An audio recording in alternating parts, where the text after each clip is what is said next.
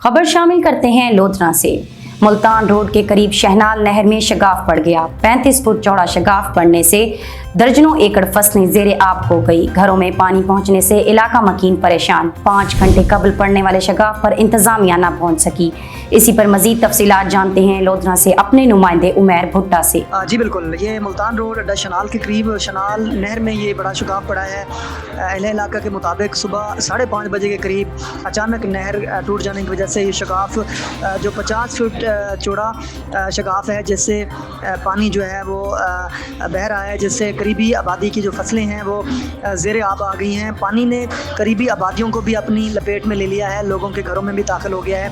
अहले इलाका का कहना है कि उन्होंने कई बार महकमा नहर के अफसरान को कॉलें की हैं, लेकिन वो मौका पर नहीं पहुँचे। ताहम असिस्टेंट कमिश्नर लोधना सईदा आमना वहाँ पर पहुँची हैं, सारी सूरत हाल का जायज़ा लिया है।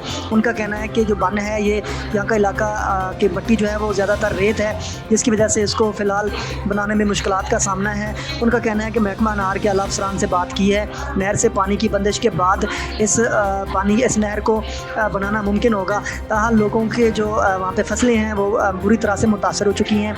आला हुकाम से मुतालबा किया जा रहा है फ़िलहाल फौरी तौर पर इस्लाह अहवाल का।